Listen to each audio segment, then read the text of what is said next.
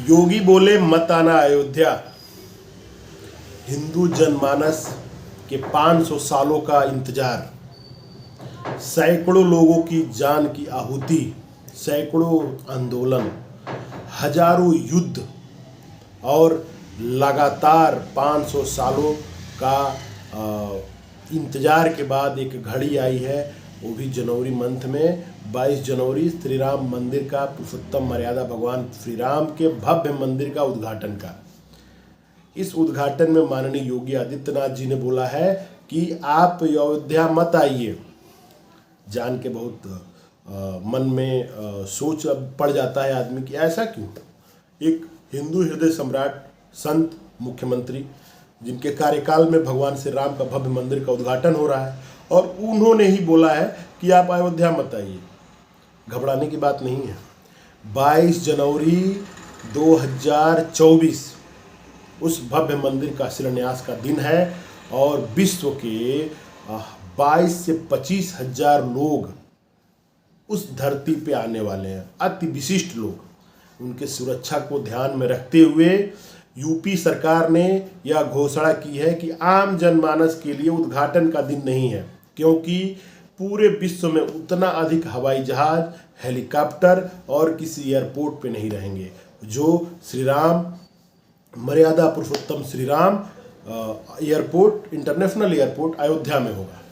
इस भीड़ को देखते हुए, भीड़ मैनेजमेंट करने के लिए सीएम योगी आदित्यनाथ जी ने एक एडवाइजरी जारी की है कि आप लोग इन दिनों में यहाँ ना आए। जिसके पास श्री राम न्यास ट्रस्ट, जन्मभूमि न्यास ट्रस्ट का आमंत्रण होगा, जिसके पास आमंत्रण कार्ड होगा, वही अयोध्या में एंट्री ले सकता है। यह एक बहुत ही बड़ी समाचार है और इसके साथ उन्होंने एक कार्रवाई करते हुए जितने भी ऑनलाइन होटल की बुकिंग है, ट्रेवल बुकिंग है, सारे पर रोक लगा दी गई है। इस दौरान किसी भी होटल आप ऑनलाइन बुक नहीं कर सकते हैं और ना ही कोई ट्रेवल एजेंसियां आपको बुक करेंगी। इतनी बड़ी उत्सव को तैयारी में ध्यान में रखते हुए ये घोषणा की गई है। यह इसलिए की गई है कि विश्व के सारे बड़े विशिष्ट लोग यहाँ पे रहेंगे, उपस्थित रहेंगे।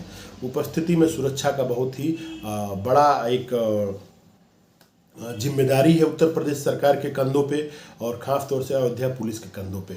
इससे निपटने के लिए आम जनमानस में किसको हम पता कर पाएंगे कौन आतंकी है, किसका क्या नियत है और किस नियत से यहाँ पे आया है। उत्सव को भव्यता बनाए रखने के लिए और सुरक्षा इसकी बनाए रखने के लिए ये एडवाइजरी जारी की गई है।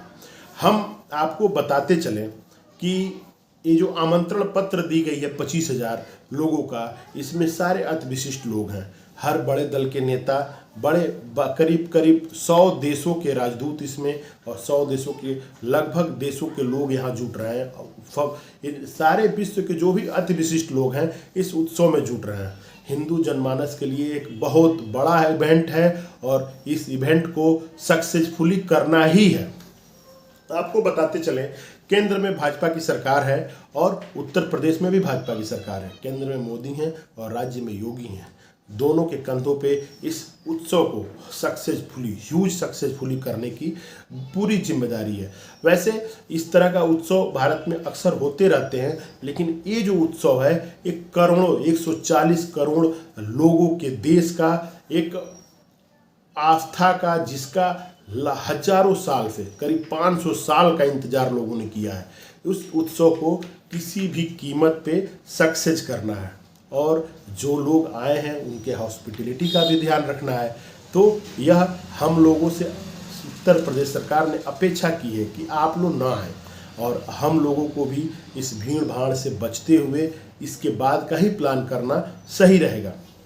रह गई बात कि क्या हम लोग इस इतना बड़ा उत्सव के भाग नहीं बन सकते हैं, इसका ध्यान तो गवर्नमेंट को रखना चाहिए। इसको नेशनल न्यूज़ पे, नेशनल चैनलों पे प्रसारित किया जाएगा, लाइव प्रसारित किया जाएगा और इस चीज़ को बनाए रखने के लिए ये करीब 1 महीने प्रोग्राम चलना है। तो अभी ये चालू हो जा रहा है 14 तारीख से लेके और ये लगातार चलता रहेगा 22 तक। 22 के बाद आप आम जनमानस के लिए यहाँ पे एंट्री अलाउड हो जाएगी। ये जो बात है इसको अभी हम कुछ दिन पहले हम लोगों ने सुना, एक विवादित इसको माना गया।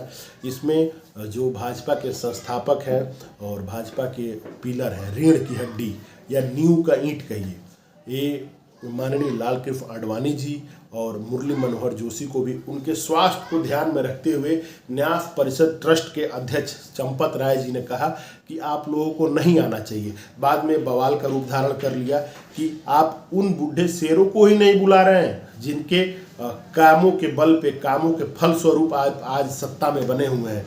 फिर भाजपा यू टर्न लिया और भाजपा के ही सांसद हैं जो वर्तमान सांसद वेदांती जी हैं, उन्होंने इसका विरोध किया और भाजपा के इंटरनल कई लोगों से ये बातें उभरती हुई आए कि नहीं, वो लोग तो आएंगे ही, अगर वो आएंगे नहीं तो शोभा ही नहीं रहेगी।